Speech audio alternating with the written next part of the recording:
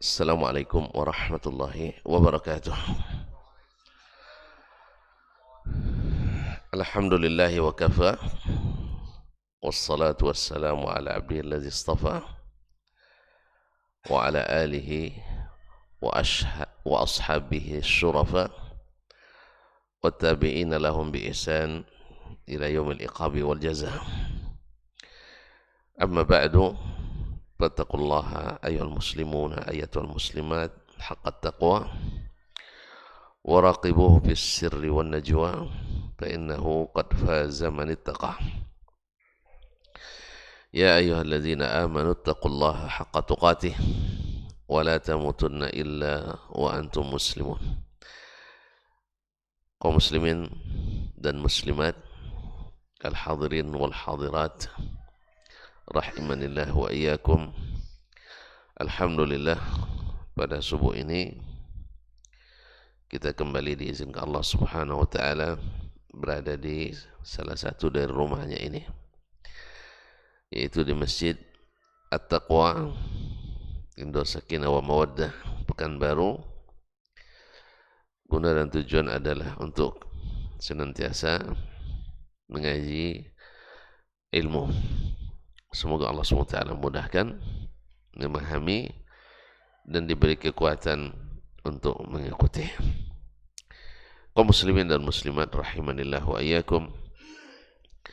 Salawat dan salam kepada baginda Nabi alaihi salatu wassalam, yang sangat mengapresiasi dan menjunjung tinggi para penuntut ilmu, karena Allah SWT memang mengangkat mereka. Oleh itu, sebagai tanda ingat kita, tanda terima kasih kita kepadanya, banyak-banyak kita mengucapkan salawat dan salam kepadanya. Mudah-mudahan Allah izinkan kita mendapatkan syafaat darinya di hari yang tidak bermanfaat harta dan anak, kecuali yang datang kepada Allah dengan qalbun salim, dengan hati yang selamat. Kaum muslimin, kaum muslimat rahimanillah wa iyyakum. Mohon maaf tadi agak terlambat, sudah di dalam mobil qomat di sana, jadi semasa saya ikut salat di sana, tapi kalau belum qomat tadi saya kejar ke sini. Kita sampai pada bab terakhir, babu yabda'ul kabiru bil kalami was su'al. Bab di mana yang lebih tua memulai berbicara dan bertanya. Ini sudah selesai. Sekarang insyaallah masuk ke bab 166. Babu idza lam yatakallamil kabir hal lil asghari ay yatakallam. Bab bila seandainya yang dewasa belum atau tidak berbicara, halil asghar ay yatakallam, boleh tak yang lebih kecil, yang junior berbicara? Ini munasabah dengan bab sebelumnya, karena Nabi alaihi salatu wassalam ketika terjadi kasus pembunuhan yang tidak diketahui siapa pembunuhnya, Muhayyisah dan Huwayyisah, ketika memulai yang muda berbicara terlebih dahulu, maka Nabi SAW mengatakan kabir, kabir. Ketika Huwayyisah memulai berbicara, dan dia yang paling muda di antara tiga orang tadi, maka Nabi SAW katakan kabir, kabir. Harusnya majelis itu dimulai berbicara yang lebih dewasa dulu, supaya lebih berwibawa, lebih terhormat, dan seterusnya. Ini diantara adab yang patut kita lakukan dan sering kita tinggalkan. Ya, sering kita tinggalkan dan lalaikan. Nah, sekarang bila yang tua tidak berbicara, yang lebih dewasa tidak ikut bicara, nah bolehkah yang kecil berbicara? Ini judulnya dalam bentuk pertanyaan. Nah, Tapi wallahu alam, Imam Al-Bukhari ya ketika meriwayatkan riwayat ini cenderung kepada dibolehkan karena tidak ada yang bicara, ada masalah yang mudah berbicara. Beliau meriwayatkan hadis Abdullah bin Umar bin Khattab radhiyallahu ta'ala anhu seperti berikut ini. Qala haddatsana Musaddad. Telah menceritakan kepada kami hadis ini Musaddad, yaitu Musaddad ibn Musarhad ibn Musarbal ibn Al-Mustawrid Al-Basri. Orang yang pertama menulis kitab Al-Musnad di Basrah. Yang pertama menulis kitab hadis Al-Musnad di Basrah. Karena kitab hadis itu ada Al-Musnad, ada Al-Jawmi, ada Sunan. Nah, dalam bentuk Al-Musnad yaitu disusun berdasarkan urutan nama para sahabat. Itu namanya Al-Musnad, atau berdasarkan urutan nama gurunya. Itu biasanya disebut dengan Al-Musnad. Nah, yang pertama menulis Al-Musnad di Basrah adalah Musaddad ibn Musarhad ibn Musarbal ibn Mustawrid Al-Basri. Qala haddatsana Yahya bin Sa'id. Dia berkata telah menceritakan kepada kami Yahya ibn Sa'id, yaitu Yahya ibn Sa'id Al-Qattan. Yahya ibn Sa'id Al-Qattan Al-Basri, salah satu dari Imam Al-Jarh wa Ta'dil, Imam Al-Hadis, sampai-sampai dikatakan oleh sebagian ulama Al-Jarh wa Ta'dil idza tafaqa Yahya ibn Sa'id Al-Qattan ma Abdurrahman ibn Mahdi ala rajulin fa amsiku bihi. Bila sepakat Imam Yahya ibn Sa'id Al-Qattan dan Abdurrahman ibn Mahdi terhadap seorang perawi, baik dia dhaifkan atau dia siqahkan, maka pegang kuat-kuat. Wa idza ikhtalafa, dan bila terjadi perselisihan antara keduanya, fal qawlu li Yahya ibn Sa'id, maka perkataan yang dipegang adalah perkataan Yahya ibn Sa'id Al-Qattan. Ini mirip dengan apa yang dikatakan ulama Syafi'iyah tentang Imam An-Nawawi dan Imam Ar-Rafi'i. Idza ittafaqa An-Nawawi wal-Rafi'i ala qawlin fahuwa al-madhhab. Fahuwa al-madhhab. Bila Imam An-Nawawi dan Rafi'i sepakat dalam suatu masalah fikih, maka itulah yang mu'tamad dalam mazhab Asy-Syafi'i. Itu yang mu'tamad dalam mazhab Asy-Syafi'i. Wa idza ikhtalafa, bila terjadi perselisihan antara keduanya dalam masalah fikih tersebut, fal qawlu lin-Nawawi, maka yang paling mu'tamad adalah perkataan Imam An-Nawawi karena dia datang belakangan dan lebih teliti tahqiqnya. Taib, ini Yahya bin Sa'id Al-Qattan. An Ubaidillah, dari Ubaidullah, itu Ubaidullah ibn Umar ibn Asim ibn Umar bin Khattab, yang dikenal dengan Ubaidullah Al-Umari. Ubaidullah Al-Umari. Ada saudaranya yang lebih tua, Abdullah, dhaif. Dia thiqah. Jadi dua beradik perawi hadis. Dia sama-sama dua beradik. Yang tua Abdullah Mukabbar, yang ini Ubaidullah Musaggar. Nah, Ubaidullah thiqah, Abdullah dhaif. Dikenal dengan Ubaidullah Al-Umari. Qala haddatsani Nafi', telah menceritakan kepadaku Nafi', itu Nafi' maula Ibni Umar, salah satu dari 7 ahli fikih Madinah di masa tabi'in.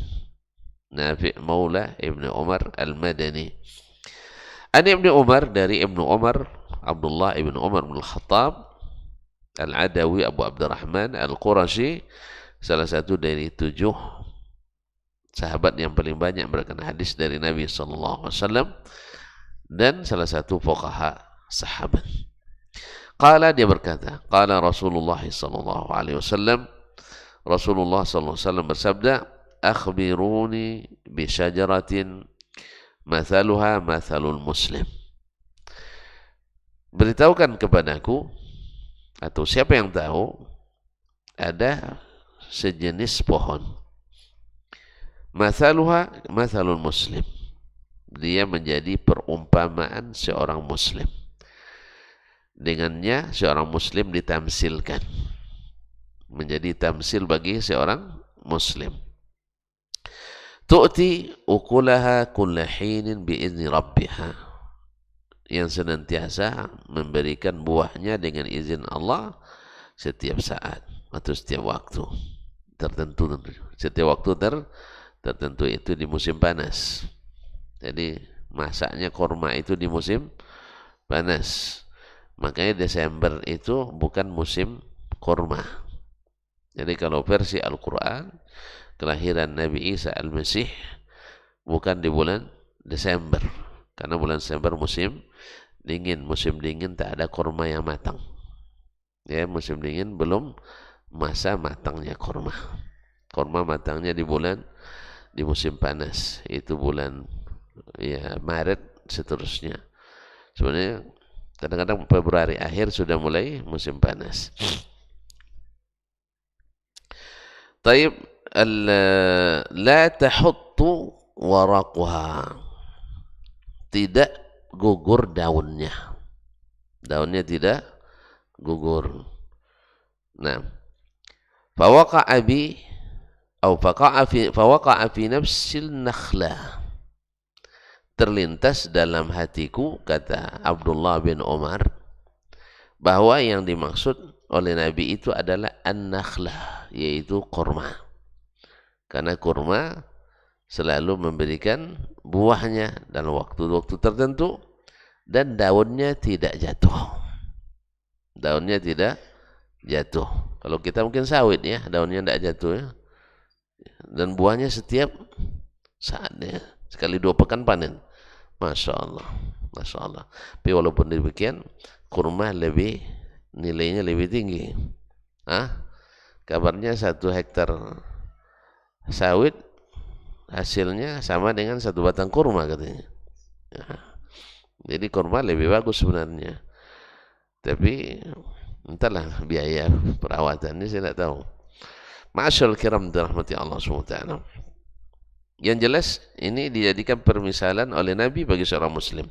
Fawaqa'a fi nafsi nakhlah, terbayang oleh saya yang dimaksud adalah kurma. Bakaritu an atakallam, maka saya tidak suka berbicara. Apa sebab? Sebab dia sudah paham adab berbicara. Kalau di situ ada yang lebih tua, maka dia menahan diri dulu. Dan ini sudah kayaknya di kalangan sahabat sudah masyhur, bahwa yang tua berbicara, yang muda mendengar dulu. Jadi adab kaum muslimin muslimat.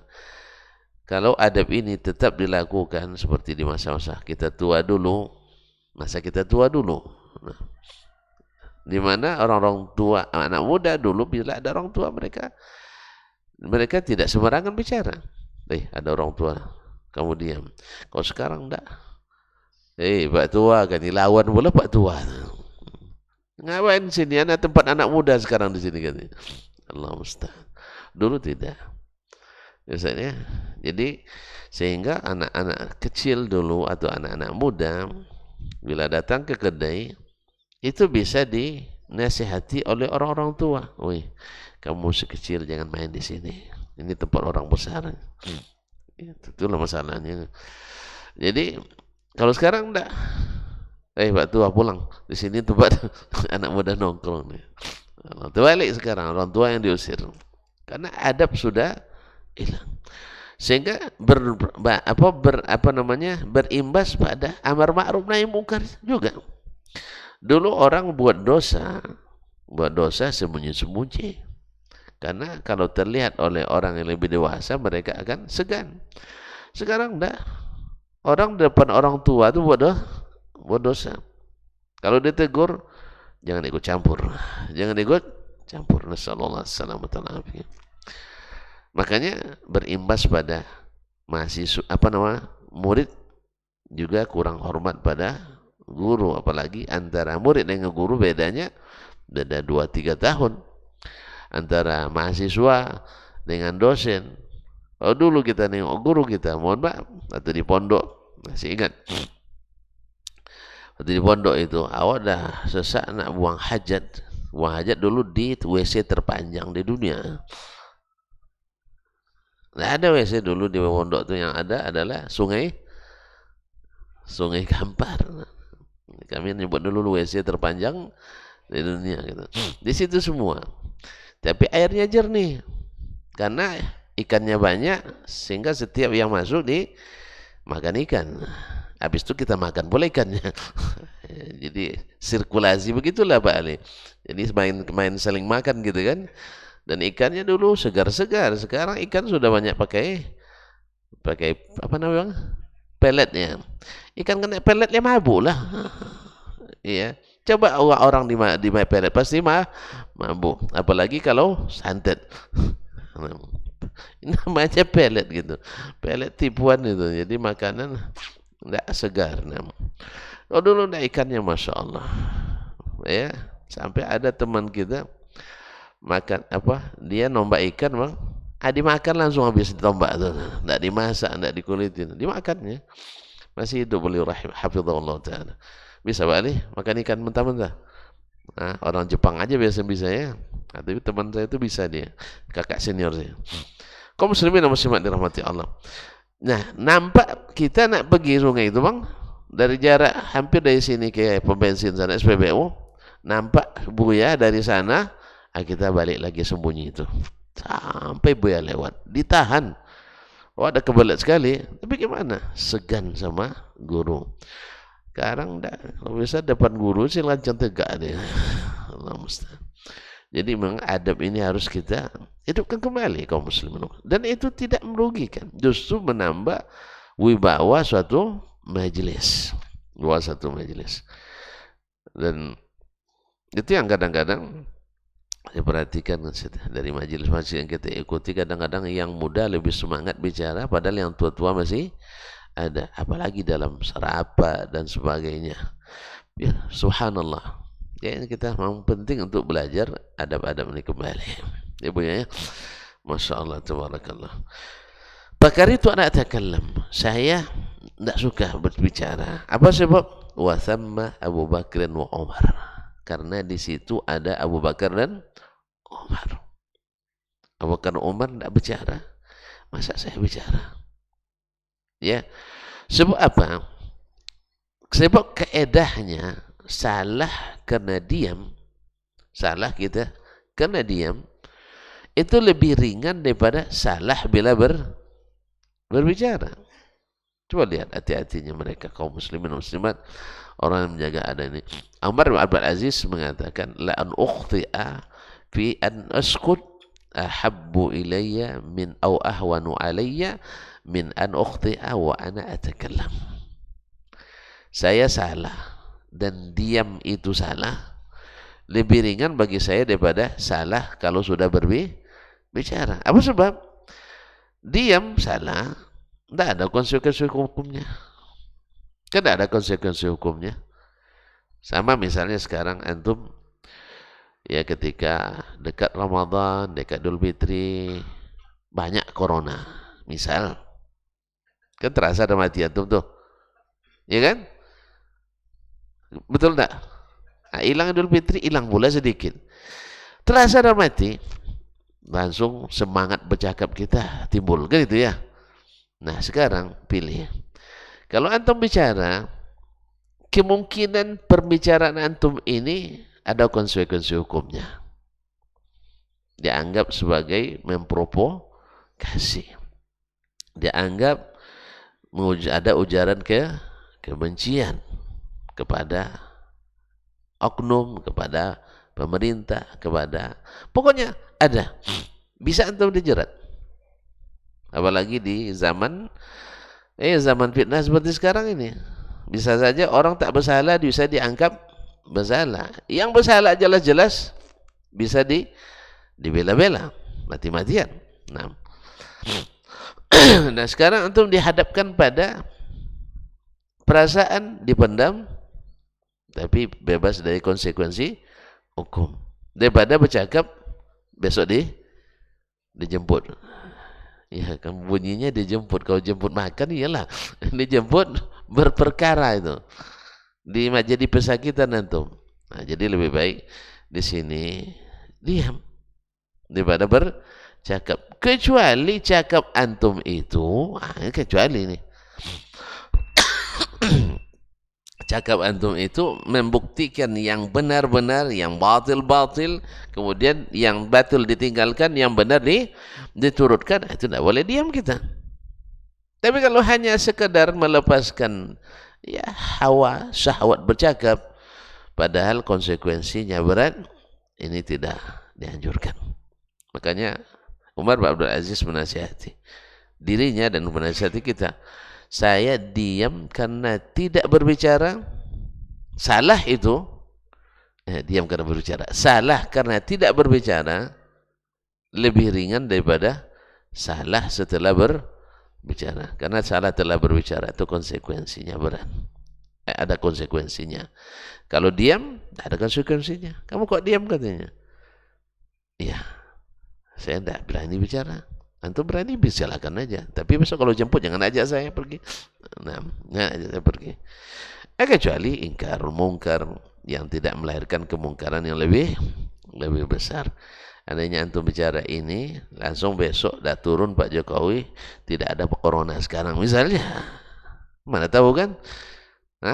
Masin pula lidah antum misalnya. Ketika antum bilang setiap Idul Fitri datang corona, habis itu oh ya betul juga ya katanya, akhirnya dicabut keputusan oleh Pak Presiden atau Pak Menteri. Ya silakan bercakap aja. Tapi kalau seandainya ndak, belum bahasa kampung kami, ndak kau ya yusa saya, tahu ndak kau yusa saya tahu Pak, tahu saya tempurung kelapa itu dibelah dua, itu diisi air.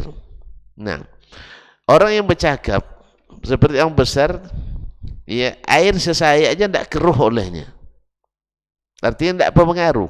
Ke air 1,5 tumpung kelapa aja tidak pengaruh. Antum tidak bicara tentang dunia. Antum apa? Jelas ya? Untuk apa antum bercakap?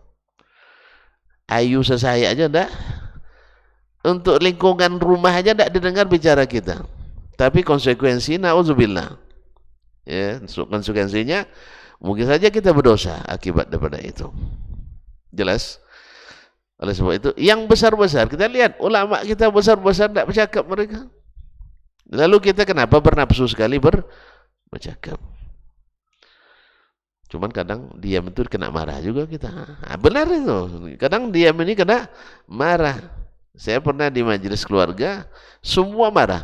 Kecuali saya, diam aja. Kena marah, kenapa tidak marah? Itu boleh, kena marah saya bang, kenapa tidak marah? Sampai tegur sama kakak saya, kamu kenapa tidak marah katanya? Ya kan semua ada marah, untuk apa lagi saya, kan sudah diwakili.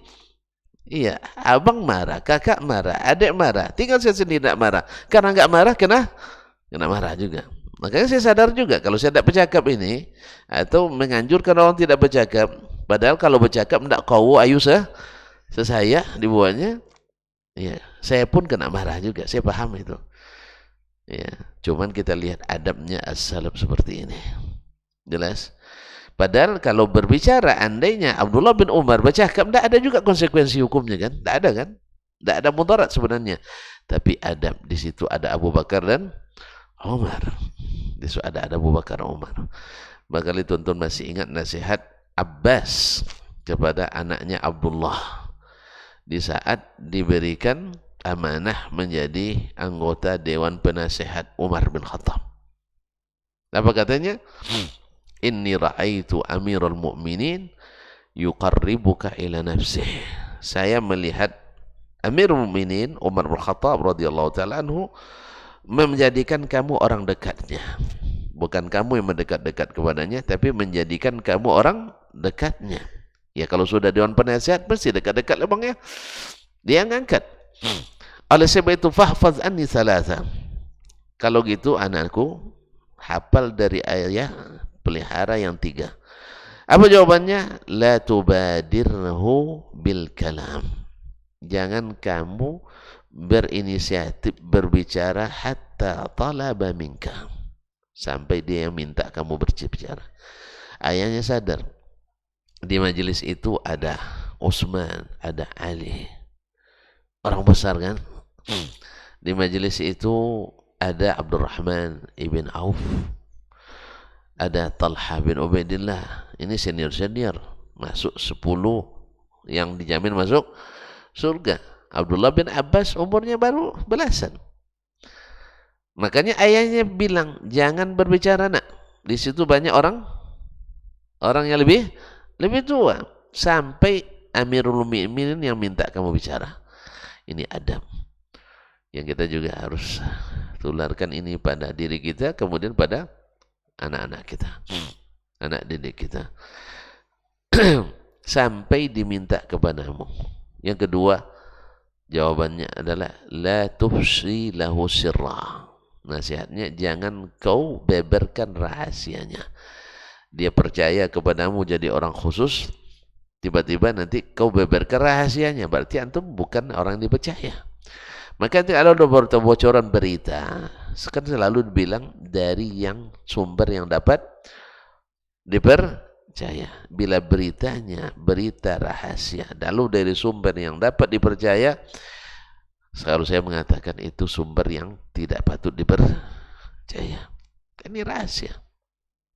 Lalu tiba-tiba keluar dari jalur yang tidak bisa disebutkan sumbernya, tapi katanya dapat dipercaya. Kalau dapat dipercaya, sebutkan sumbernya siapa? Kalau tidak tahu sumbernya, berarti diragukan. Ada 2 kemungkinan, pemberi beritanya mengkhianati majelis, atau yang kedua beritanya tidak benar. Yang ketiga katanya, la taqtab indahu ahada. Jangan kau bergibah di depannya. Ini kaum muslimin muslim adab ketika bersama para pengambil penguasa, jangan bergibah di depannya. Karena bisa saja karena ghibah itu dia membuat suatu hukuman yang tidak patut diberikan, apalagi kepada para ulama. Tapi memang orang-orang yang tidak bertakwa kepada Allah selalu menjadikan kedekatan dengan pemimpin untuk menjatuhkan lawan-lawannya. Tapi makanya para ulama yang saleh, ulama-ulama yang rabbaniyin, mereka selalu memilih menjauhi penguasa. Mereka memilih untuk menjaga jarak, walaupun mereka orang yang paling loyal. Sebab yang suka dekat-dekat belum tentu loyal. Bukti banyak. Habis kuasa nanti dia pindah ke yang lain. Dia kan? Jadi kutu. Kata loncat atau kutu loncat? Hah? Kutu ya? Ada kutu pandai meloncat, bang? Kata yang biasanya. Makanya kutu loncat. Saya tidak tahu apa kutu loncat. Ada kutu yang meloncat-loncatnya. Kutu sifatnya ngapain? Kutu isap darah. Padahal berapa banyak darah yang dapat kutunya? Ikan berapa sebenarnya dapat? Sekecil sebenarnya. Tapi suka lompat, lompat. Itu. Makanya antum kalau jadi penguasa nanti, kalau ada yang suka mesese, ya suka tazalluf dalam bahasa Arab, suka pokoknya tindakannya kadang berlebihan, kayak nak cium kaki kita ya, ketika berkuasa berlebihan ya, baik dalam kata mau tindakan yang seperti ini biasanya susah dipercaya. Tapi kalau orang yang kita dengarkan baik-baik saja daripadanya, kemudian menjaga jarak dengan kita, yang seperti ini mesti dipelihara. Karena apa? Yang seperti ini loyalitasnya teruji, ya siapapun dia tidak pernah mengambil kepentingan dan manfaat, tapi manfaatnya adalah untuk kemanfaatan dan kebaikan orang ramai, bukan untuk kepentingan pribadi atau kelompok. Nas'alullah as-salamata wal-afiyah. Nah, Abdullah bin Umar takut berbicara atau segan berbicara karena di situ ada Abu Bakar dan Umar yang lebih senior. Falamma lam yatakallama qala an-nabiy sallallahu alaihi wasallam hiya an-nakhlah. Ketika tidak satu pun dari keduanya yang berbicara, Abu Bakar tidak, Umar tidak, ya.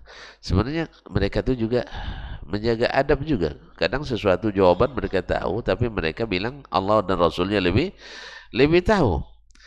Ya, sering sahabat ditanya oleh Nabi SAW, misalnya ya Muaz, atadri ma haqqullahi 'alal ibad? Mereka jawab Allah wa rasuluhu alam, Allah Rasul lebih tahu. Di sini, tapi zahirnya di sini riwayat mereka tidak bisa menjawabnya. Maka Abdullah tidak ingin, walaupun dia tahu jawabannya, tapi karena Nabi tidak minta kepadanya. Ya, ketika Abu Bakar dan Umar tidak berbicara, qala Nabi sallallahu alaihi wasallam menyebutkan jawabannya, an-nakhlah, yaitu an-nakhlah. Falamma kharajtu ma'abi, setelah saya itu, tatkala saya dengan bapak keluar dari majelis itu, qultu, saya katakan, ya abati, ya, waqa'a fi nafsi nakhlah. Sebenarnya tadi terlintas dalam hatiku bahwa yang ditanya oleh Nabi itu adalah kurma. Qala ma mana'aka an taqulaha. Kenapa kamu tidak cakapkan tadi? Kenapa kamu tidak jawab? Lau kunta qultaha kana ahabba ilayya min kaza wa kaza.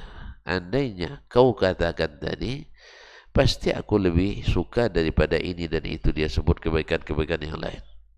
Artinya bangga seorang ayah, ya, bapak tidak tahu jawabannya, ayah anaknya tahu. Itu wajar secara tabii. Ya, Umar radhiyallahu taala anhu, andainya kamu katakan tadi nak, ya, memberi syafaat kepada ayah. Ayah kan tidak tahu nih, anaknya tahu. Biasanya orang bilang, siapa dulu dong? Kan gitu, siapa dulu dong? Papanya. Kan biasa. Secara tabii kita, apalagi ini perlombaan yang tidak ada pembatasan. Kecuali Nabi bilang, ini jawaban hanya untuk Abu Bakar dan Umar saja. Nabi hanya melemparkan pertanyaan di majelis. Di situ ada Abdullah bin Umar. Tapi Abdullah tetap di kaidah asal bahwasanya anak kecil atau yang junior tidak berbicara dahulu. Tapi sebenarnya seperti datang pada bab ini, boleh tidak sebenarnya berbicara? Wallahu ta'ala alam. Kalau sudah ada bicara seperti yang dipahami oleh Umar, boleh saja anaknya berbicara, karena Abu Bakar dan Umar sudah menyerah. Artinya dengan diamnya mereka berdua, mereka sudah menyerah. Makanya Abu Umar katakan, andainya tadi kau jawab nak, itu lebih ayah suka dari ini dan itu. Nah, qala ma mana'ani illa anni lam arak wala Abu Bakrin takallamtu ma bakarihtu. Yang membuat saya tak mau menjawab ayah, karena saya lihat ayah dan juga Abu Bakar tak mencoba menjawab. Andainya dicoba menjawab dan salah, mungkin saya bantu juga. Ini tidak. Diamnya ayah dan Abu Bakar membuat saya tak berani untuk ikut di dalam sayembara tersebut atau pertanyaan tersebut. Tapi kalau seandainya Abu Bakar dan Umar mencoba menjawab misalnya kan, sebab dalam riwayat lain mungkin majelisnya berbeda, wallahu ta'ala, riwayat lain fadhahaban nasu ila syajaratil wa'di wal gham dan sebagainya. Orang mulai menerka-nerka ya, menerka-nerka di antara pohon-pohon yang ada di lembah-lembah, di hutan-hutan, itu yang mereka terka. Hilang yang dekat. Nah, kita mungkin ketika ditanya itu sawit tidak nampak lagi gitu kan. Yang di pohon-pohon yang di teringat cemara, teringat ketapang pun teringat. Pada ketapang gugur daunnya kan.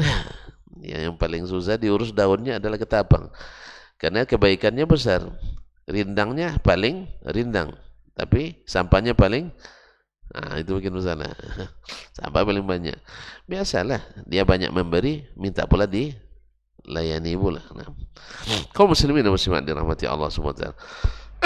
Jadi jawabannya, saya tidak mau bercakap tadi karena saya lihat ayah dan Abu Bakar tidak menjawab. Maka fakarih itu, maka saya tidak ingin takut menyalahi adab dan kesopanan. Subhanallah. Jadi dia adab itu bisa mengalahkan keinginan. Kadang keinginan kita, ada keinginan, tapi adab menghalangi kita. Ini sebenarnya iman. Ya, iman. Kita ingin, ya, tetapi karena menjaga adab, akhirnya kita hendak ini. Ma'asyarul kiram dirahmati Allah SWT. Banyak hal-hal yang kadang-kadang kita menginginkannya, tapi demi adab kita tidak melakukannya. Misal, apa misalnya? Hah? Apa misalnya? Macam tadi, di majelis yang seharusnya kita memperlihatkan kehebatan kita. Tapi karena di situ ada orang yang mungkin kalau kita tunjukkan kehebatan kita, kita dianggap kurang beradab. Kita tahan saja. Ya, kita tahan saja. Karena yang namanya kehebatan pun tak diperlihatkan akan terlihat juga. Ya kan? Adab. Atau misalnya ketika ada senior kita merendahkan kita di depan orang ramai yang lebih tua dari kita dengan sesuatu yang tidak ada pada kita. Kalau keinginan, ya kalau bisa ditampar kan itu kan.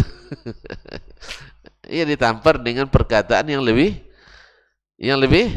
keras yang ada pada orang itu. Yang dia fitnah kita misalnya tidak ada sama kita. Kan fitnah itu menyakitkan ya Ustaz ya. Sakit enggak tuh difitnah? Awan enggak bini dua dibilang bini dua kan. Andainya benar enggak apa-apa lah, ini enggak difitnah. Mau enggak? Enggak mau. Yang fitnah senior antum pula. Kira-kira sakit enggak hati? Padahal dia betul-betul bini dua enggak ditunjukkan ke orang lain. Kan itu balas itu. Dia yang makan cempodak, kita yang kena getahnya. Ini cempodak bang ya. Dia yang makan cempodak, kita yang kena getahnya.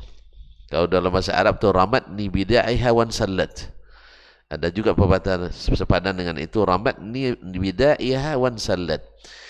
Dia lemparkan kotorannya ke kita, habis itu dia menghilang. Sakit enggak? Awak menerima bawa, awak tertuduh pula. Wanginya sama dengan buang-buang angin mandang ke awak kan. Bau katanya mandang ke awak. Awak itu tuduh. Padahal dia yang tebarkan pesona. Allah musta'an. Harusnya kita, kalau bukan karena menjaga adab, satu fitnah dikeluarkannya, kita sebutkan 10 keburukannya, biar puas, biar tahu rasa. Tapi adab menghendaki. Lebih baik diam. Berat enggak? Berat kan? Berat lah, masa enggak berat? Inginnya kita supaya selamat nama kita di depan orang ramai ini, kita sebutkan lu gini-gini, iya kan? Banyak sekali aib yang bisa kita tunjukkan karena ada manusia yang tidak punya aib. Cuman adab mengharuskan kita untuk diam saja. Biarin aja lah. Karena seperti uslub Qur'ani yang diajarkan oleh Allah kepada para nabi. Nabi kan dituduh tukang sihir kan. Nabi tidak sibuk menjawab. Oh enggak, kaum muslimin, hai ma'syar Quraisy, saya bukan tukang sihir. Tidak perlu jelaskan. Orang Quraisy sendiri paham Nabi bukan tukang sihir. Lalu Nabi dibilang majnun, gila. Nabi tidak sibuk menjawab. Oh maaf, saya bukan orang gila. Buat klarifikasi kompresi pers. Ya, buat klarifikasi. Saya bukan orang, tidak perlu. Orang tahu kok Nabi tidak gila, fitnah saja. Jelas? Dusta apa lagi? Buktinya orang Quraisy masih tetap nitipin barang-barangnya sama Nabi SAW. Musuh mereka tapi masih dipercaya. Tidak benar. Dukun juga tidak. ingin berkuasa juga tidak. Jadi itulah kaum muslimin dan muslimat, ini di antara adab Syekh. Jadi kita adab kadang-kadang harus mengalahkan keinginan. Karena apa? Bila keinginan itu tidak baik, maka adab akan menghalangi kita. Makanya ketika Syekhul Islam Ibnu Taimiyah rahimahullah menyebutkan, "Ma min jasadin illa wa fihi hasad." Tidak ada jasad ini kecuali memiliki hasad. Antum nengok orang bawa mobil baru, berdesir enggak dadanya? Kawan sekerja ini, gaji sama, bini sama, maksudnya sama cantik kan. Tiba-tiba dia buat mobil Pajero baru. Ada enggak? Jujur aja lah, akhi. Kalau enggak saya bawa alat detektor nanti. Nah, ada. Ya. Minimal antum bilang, hebat kawanku ya, gaji sama dapat juga boleh dia. Gitu? Itu udah bagus. Nah, kalau yang enggak bagusnya nanti, ini pasti. Pokoknya enggak bagus. Pasti. Dasar pandai menjilat ke mertua, dibelikan mobil. Kadang tidak ada mertua, kadang kan itu. Jadi hasad itu ada bibitnya dalam diri kita.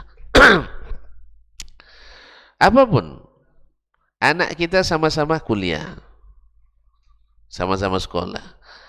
Anak antum juara, anak saya tidak. Kira-kira gimana perasaan saya? Ada kan? Matilah anak dia biar anak saya naik, gitu kan? Itu makanya bibit itu ada. Tapi kata Syekhul Islam Taimiyah rahimahullah, ammal karimu fayukhfihi, orang yang adabnya mulia itu dia pupus segera, tidak terlihat dalam tindaknya, tidak terlihat dalam lakunya. Subhanallah kaum muslimin. Adapun yang mulia hatinya, adabnya tinggi, adabnya dia tidak akan terlihat, dia akan cepat pupus dan hilangkan itu. Subhanallah. Allah yang bagi rezeki ini, Allah yang bagi rezeki ini. Seperti kata Imam Asy-Syafi'i rahimahullah ta'ala dalam senandung syairnya, tawakkaltu fi rizqi ala Allahi khaliqi wa aiqantu anna Allah la syakka raziqi. ما يقوم برزقي فليس يفوتني ولو كان في قاع البحار العوامق فسوف يأتي الله العظيم بفضله وإن لم يكن مني اللسان بناطقه ففي أي شيء تذهب النفس حسرة وقد قسم الرحمن رزق الخلائق. Dalam masalah rezeki saya cukup tawakal kepada Allah yang mencipta. Dia mencipta pasti bisa beri rezeki, saya yakin itu. Apapun yang menjadi rezekiku pasti datang, sekalipun asalnya di dasar laut yang dalam.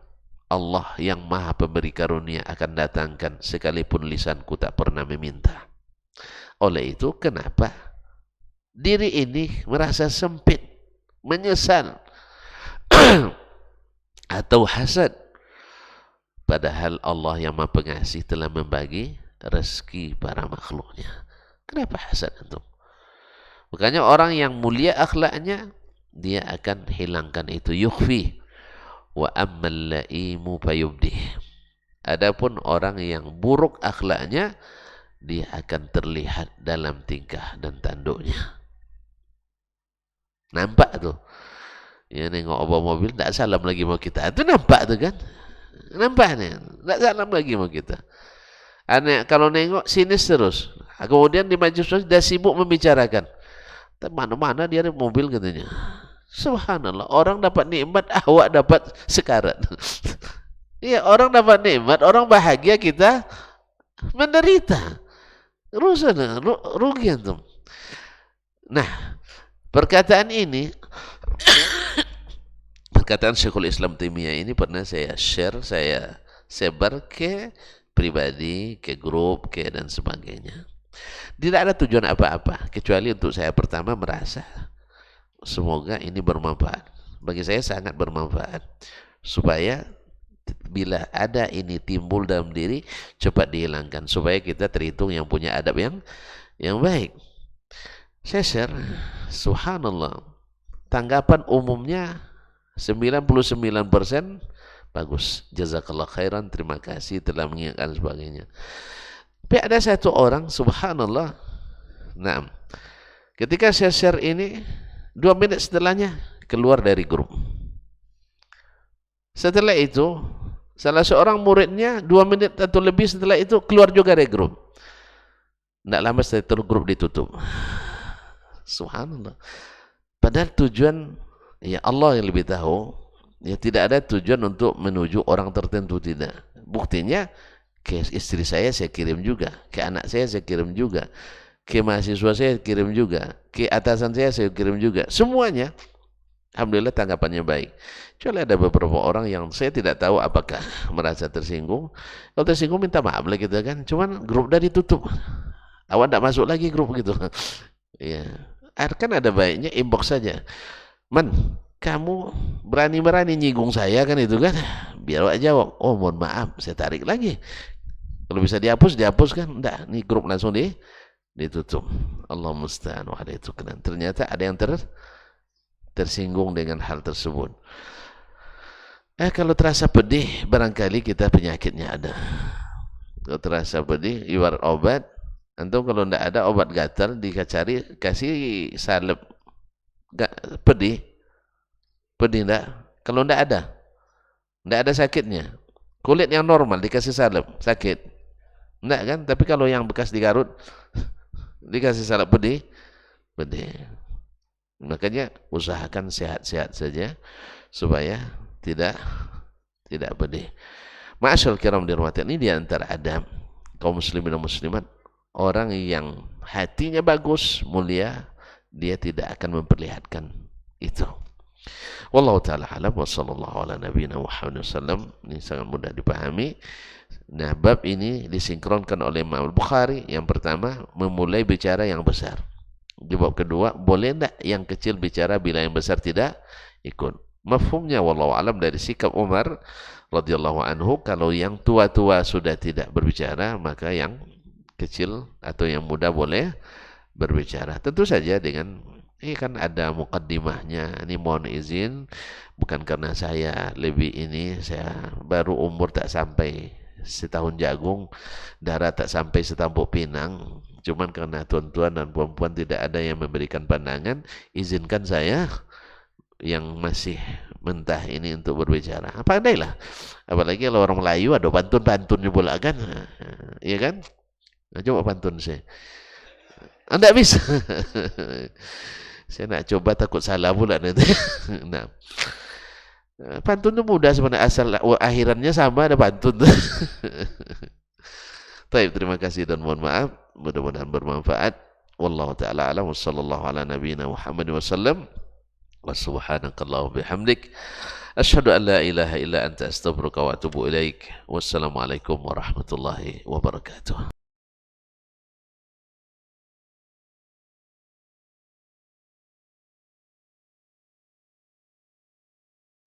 Majtama'a qaumun fi baitin min buyutillah yatluna kitab Allah wa yatadarasunahu fima bainahum illa nazalat alaihimus sakinah wa ghasyiyatuhumur rahmah wa haffat bihimul malaikah wa dzakarahumullahu fiman indah. Tidaklah suatu kaum duduk di salah satu rumah Allah membaca ayat-ayat Allah dan sama-sama mempelajarinya, kecuali turun kepada mereka as-sakinah, ketentraman dan kenyamanan. Wa ghasyiyatuhumur rahmah, dan mereka diliputi pula oleh rahmat, kasih sayang dari Allah Subhanahu wa taala. Wa haffat bihimul malaikah, dan mereka pun dikelilingi oleh para malaikat, karena malaikat suka majlis-majlis zikir dan ilmu.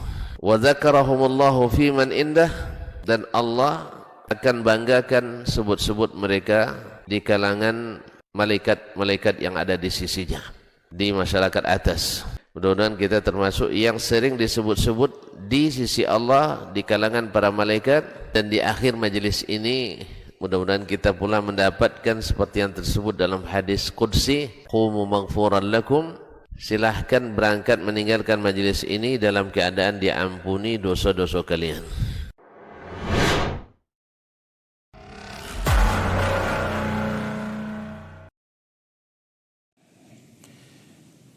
يا أيها الذين آمنوا إن تنصروا الله ينصركم ويثبت أقدامكم